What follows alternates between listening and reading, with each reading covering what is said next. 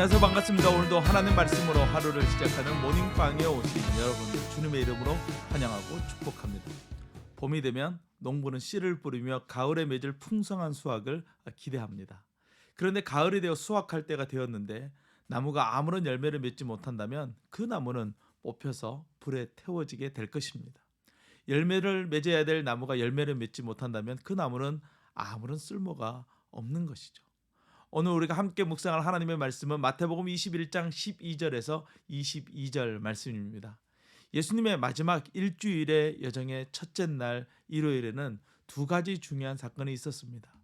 첫 번째 사건은 승리 입성입니다. 나귀 새끼를 타시고 겸손의 왕으로, 그러나 승리의 왕으로 예루살렘에 입성하셨습니다. 오늘 그 두 번째 사건이 나오는데 바로 성전 정화의 사건입니다. 예수님이 입성하신 후 예수님이 가장 먼저 가신 곳은 바로 예루살렘 성전이었습니다. 예수님은 성전 중에서도 이방인의 뜰이라고 불리는 곳으로 가셨습니다. 그곳에는 일반 화폐를 성전에서 사용하는 화폐로 바꾸어지는 환전상과 성전에 바칠 재물을 판매하는 시장이 형성되어져 있었습니다. 거룩한 예배, 기도, 찬양이 있어야 될 성전은 시장바닥으로 뒤바뀌어 있었던 것이죠. 예수님은 돈을 바꾸는 사람들과 가축을 판매하는 사람들을 성전에서 내쫓으셨습니다. 그리고 그들의 빈자리에 맹인과 다리 저는 사람들이 들어옵니다. 가축도 들어올 수 있는 바로 이 자리에 장애를 가진 사람들은 부정하다는 이유로 들어오지 못했던 것이죠. 예수님은 그들의 눈과 다리를 고쳐주십니다. 그리고 옆에 있던 어린아이들이 예수님을 찬양합니다. 호산나 호산나 다윗의 자손이여. 이제야 성전은 제 모습을 찾았습니다. 하나님이신 예수님이 계시고 말씀이 선포되고 기적이 일어나고 찬양이 울려 퍼집니다. 예수님은 이 성전의 원래의 모습을 보여주심으로써 성전의 정화를 이루십니다.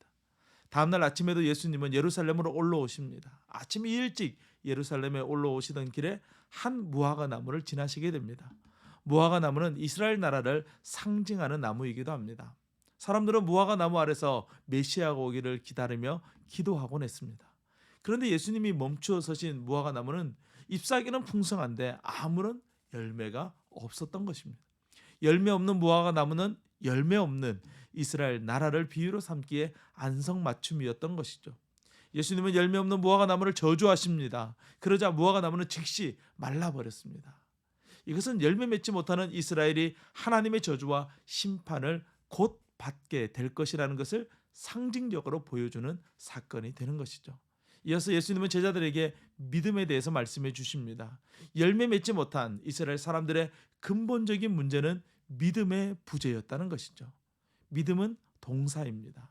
믿음은 우리의 삶으로 나타나야 합니다. 이것이 믿음의 열매인 것이죠. 오늘 우리에게도 믿음의 열매가 있어야 합니다. 그리고 그 믿음에 합당한 열매를 통해서 우리는 하나님께 영광을 돌려야 하는 것입니다. 날마다 말씀을 읽고 묵상하며 믿음으로 반응하는 저와 여러분이 될 수 있기를 주님의 이름으로 축원합니다. 오늘 그 주님과 함께 믿음으로 승리하세요. 샬롬.